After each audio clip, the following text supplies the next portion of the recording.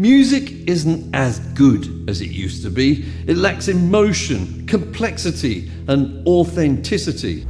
I have to confess, my boomer brain has been guilty of some of these thoughts, but actually, what is a boomer and how did I become one? This video is sponsored by DistroKid. Follow the VIP link in the description down below to get 7% off an already amazing price to distribute your music to the world. I wasn't born a boomer. I mean, technically, to be a baby boomer, you have to have been born between 1946 and 1964. And I was born a few years after this. But in recent years, the shortened term, boomer, has come to mean something subtly different to its technical origins. It's really referring to a set of attitudes and beliefs.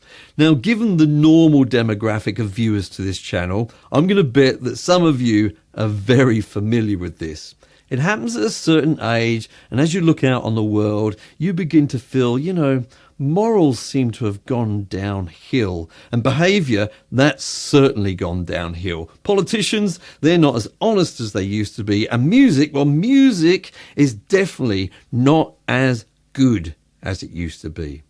Now, like I said at the beginning, I've definitely had some of these thoughts and ideas in my head, but recently I've begun to question them, and it's taken me on a bit of a journey, and I'd like to invite you along. It starts off with the very words that we use in the premise, words like good and great. It seems like human beings have this insatiable desire to quantify the unquantifiable, or measure things that just can't be measured. And this is really true of music, in my opinion. And you see it borne out with things like reality TV shows, where we get some singers to come along and sing week after week, and the viewing public phones in and votes. And at the end of it, we basically determine this singer is the best singer because most people phoned in and voted for them. And outside of reality TV, we do it, of course, with things like the charts, where we will base the success of an artist or how good they are on how many record sales they had or how many streams they had.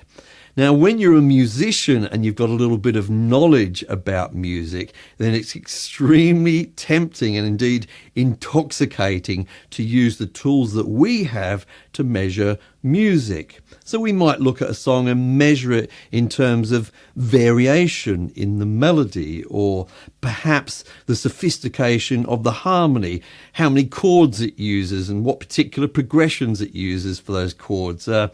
The rhythm changes in the song, the key changes in the song. You get the idea. Things that are actually quantifiable. We can use these things, we can measure a song, and we can say at the end of it, this is what makes this song so great, or what makes this song so good. And I love it. I love this process of analysing music. I have a lot of fun reading those kind of blogs or watching those types of videos.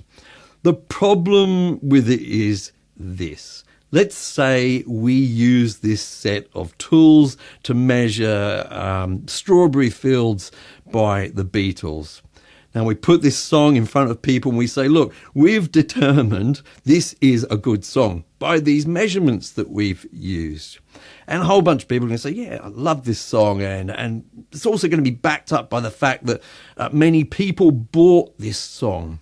But here's the issue. A whole bunch of people, maybe even the majority of people, if we're honest, might still hear that song and go, don't get it, don't like it, skip.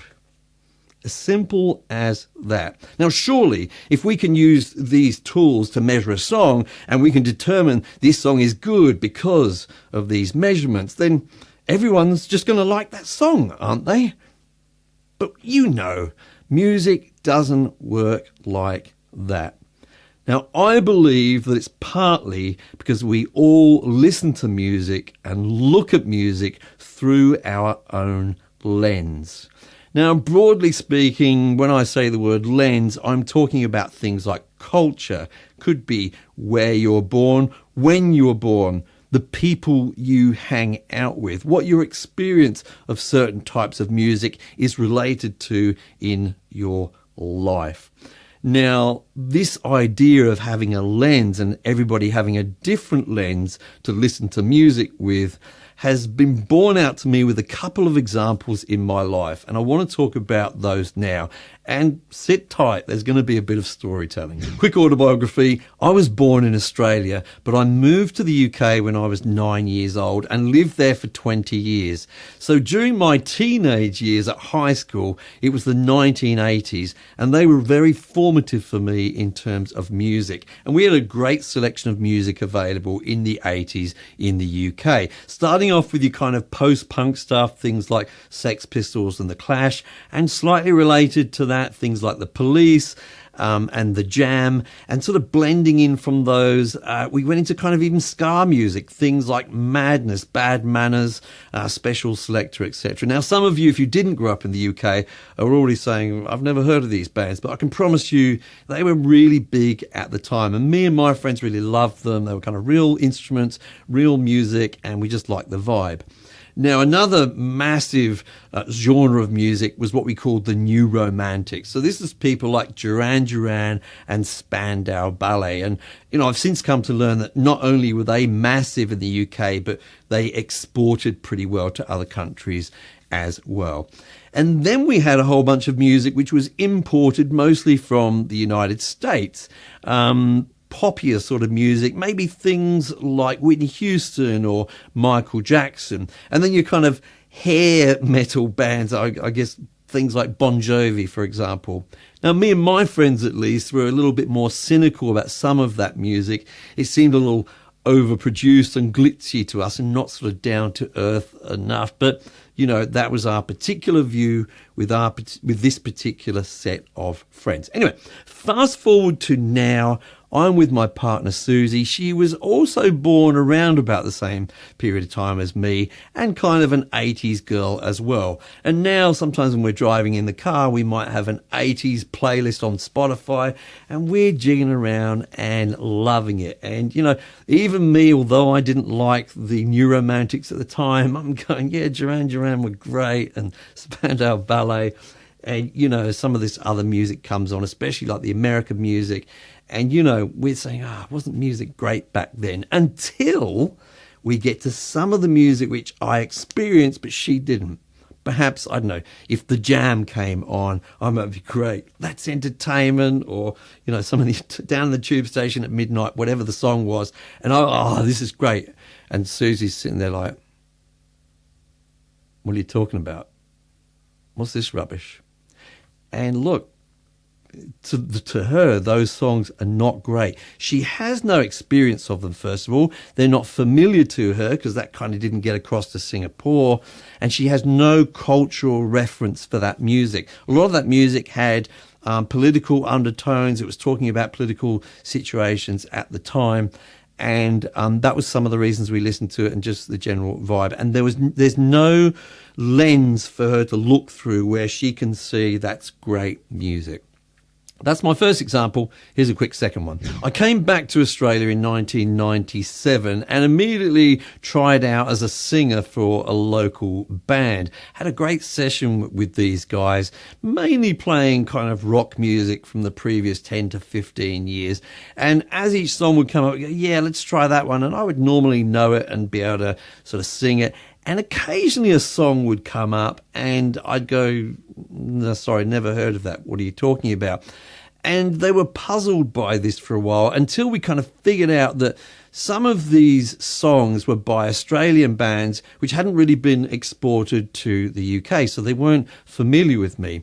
But they reassured me, look, if we play these songs, the crowd's going to love it, you know, and they're fantastic songs, just as good as any of the other songs that we played here. And what we'll do is we'll make a mixtape for you. We had mixtapes back then still, and, you know, you can get familiar with them. You're going to love them. No, don't worry. So eventually I get this mixtape and I pop it in my cassette deck and I sit back and listen for the next sort of 30 minutes or so. And I'm like, what's up with these songs? Like, how were these songs like chart hits in Australia? Frankly, I felt they were awful. They did not resonate with me at all. And I couldn't understand how all of the other music I'd played with this band, we had a joint sort of admiration. And suddenly all of these other songs, I just didn't get it. And as you're probably now guessing, it's really to do with the fact that those songs were familiar to them and they had a cultural connection to them. Those songs had hit the charts when, they were young men in high school and the people all around them loved them. And that's why when they listened to them, nostalgia kicked in and they said, well, surely everyone must agree that these are great songs. But the problem was I didn't. And I'm just one of those musicians or singers that if I'm not digging a piece of music, I find it very, very difficult to perform. Ironically now, some sort of like 25 years or so later, those songs have become familiar to me, some of them. And when they come on, I'm going, yeah, great, I love this song. And, perhaps I understand some of the cultural context of the lyrics and things a little bit more as well now. And now my lens has changed and I'm able to incorporate those songs with the songs that I think are good or great. One of the things that people try to do to demonstrate the decline in music is look at it in terms of lyrics. And they'll take, say, an example of some lyrics from the Spotify top 10, and they'll compare it to some lyrics from a bygone era to demonstrate how bad things have gotten. So I'm going to do just that now. I've looked at a few songs in the Spotify top 10, and this is, like, in my opinion, the worst lyrics that I could find. And I'm sorry to anyone who likes this artist. She's called Chappelle Roan, and the song is Good Luck, Babe. And the first few lyrics, at least, go like this. It's fine, it's cool. You can say that we're nothing, but you know the truth. And guess I'm the fool. With her arms out like an angel through the car sunroof. I don't want to call it off, but you don't want to call it love. You only want to be the one that I call baby. And look, these are not the worst lyrics I've ever heard by a long shot from the charts. But it reminded me when I was doing this and I was practicing reading this out, it reminded me of a really old clip I saw. It's from the 1950s.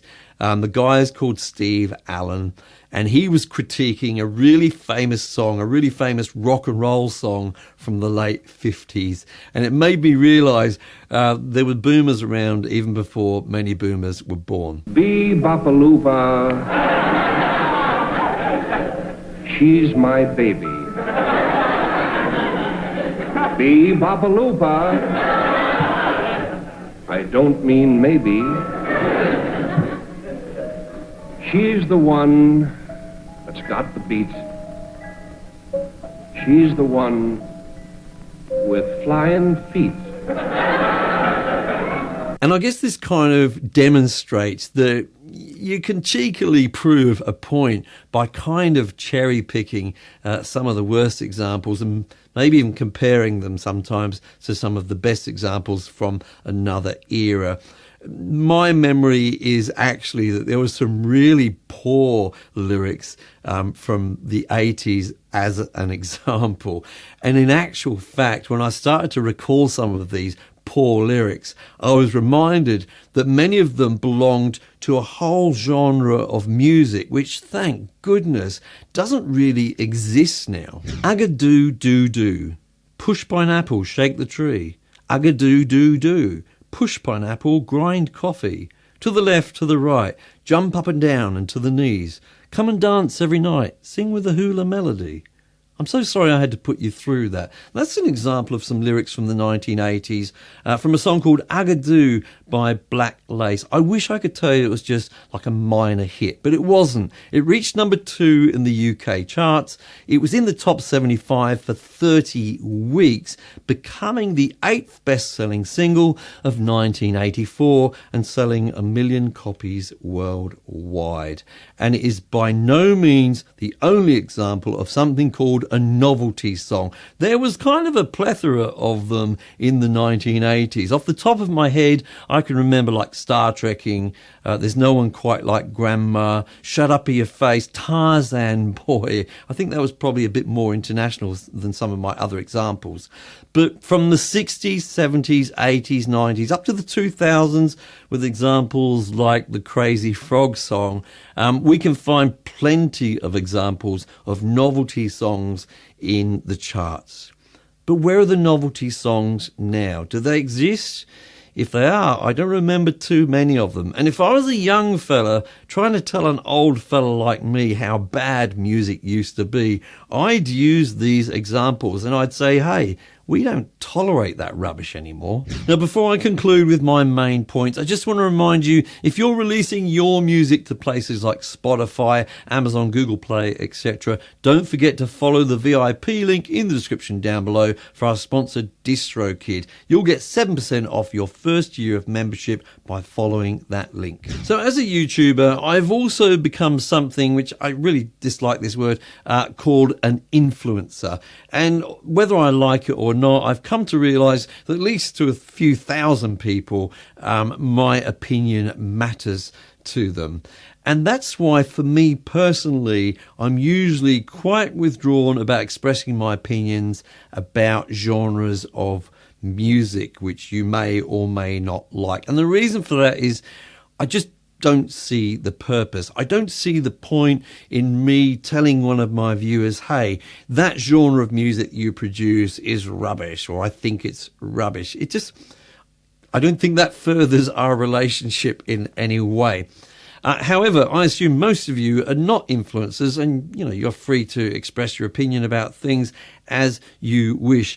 But at the same time, I still do ask, what's the point? So if the point is to kind of have a little bit of a rant and yell at clouds for a while, go for it. I hear it's very cathartic. But if the point is to try and win over hearts and minds, I'm not sure this is the best approach. I'm not sure that approaching a disaffected young man and telling him his favourite song is rubbish because it doesn't have 6 chord changes in the first verse and has an overly quantized hi-hat is really going to win him over. I mean, come on, let's face it. He probably loves that song because they say the word f*** in the first verse, and that's the way he feels about the world at the moment. That's his lens. You remember that, don't you? You were 15 once. Don't you remember that the more your parents hated your form of music, the more you loved it? The more they went on about the fact they couldn't hear the lyrics anymore and people should pronounce better. You loved your music more because it made it your music. You didn't have to share it with them. It was a part of your identity. There's much more to music than just the sounds we hear, than the melody or the chords. Often we feel attached to forms of music for so many other reasons. It could be because the particular artist shares some views that we do. It could be the clothes that they wear or the image that they represent is something we identify with, as well as the music. I reckon you should like what you like, love what you love. If you love 70s rock music, go for it. If that's what you want to play it. And if you can find other people that love it as much as you do, then you're going to have a party and it's going to be great fun. But trying to convince other people that they shouldn't like the thing that they like, I'm not sure why you'd want to do that. I mean, just celebrate the thing you love. Do you need everybody to agree with you?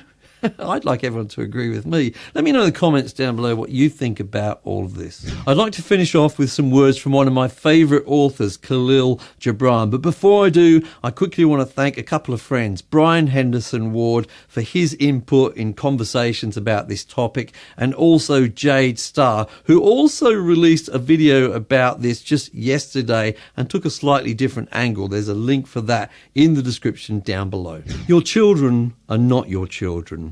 They are the sons and daughters of life's longing for itself. They come through you, but not from you. And though they are with you, yet they belong not to you. You may give them your love, but not your thoughts, for they have their own thoughts. You may house their bodies, but not their souls, for their souls dwell in the house of tomorrow, which you cannot visit, not even in your dreams. You may strive to be like them, but seek not to make them like you, for life goes not backwards, nor tarries with yesterday. I'm Mike, and I hope you're well.